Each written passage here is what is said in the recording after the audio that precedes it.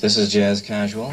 I'm Ralph Gleason. You've been listening to the music of the Dave Brubeck Quartet, with Paul Desmond on the alto saxophone, Gene Wright on bass, and Joe Morello drums, and Dave Brubeck on piano. About 10 years ago, Dave Brubeck, then an up-and-coming young musician, wrote an article in Downbeat magazine in which he discussed the future of jazz.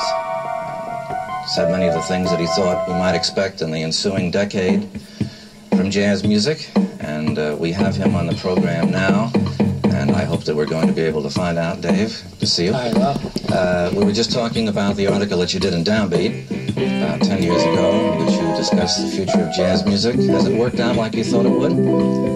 Well, it's coming along very well. I think the two things I stressed at that time are the two things that I would stress today, and the two things I've worked the hardest on in the ensuing 10 years. What are they?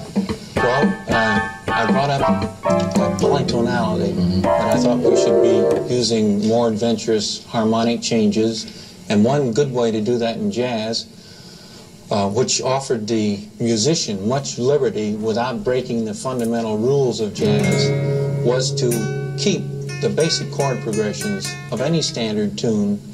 Say a pianist would play in this key in one hand, but in this hand play in a new key, a different key, and he'd be getting all his altered chords that way.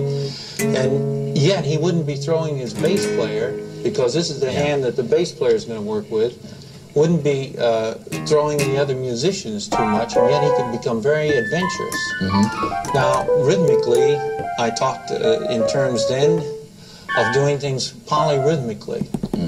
The harmonic approach was polytonality. Rhythmically, I wanted to do things polyrhythmically, because I thought jazz was much too tame.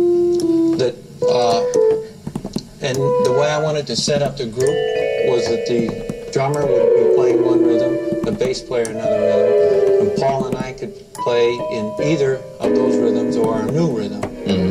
Now, we've done this, and we're doing it better now than we did 10 years ago. And the album Time Out was the first album where we took a whole series of time signatures, different from what you've been playing. And the next album, the current album, is called Time Further Out. Now, you just did the Take 5 from Time Out.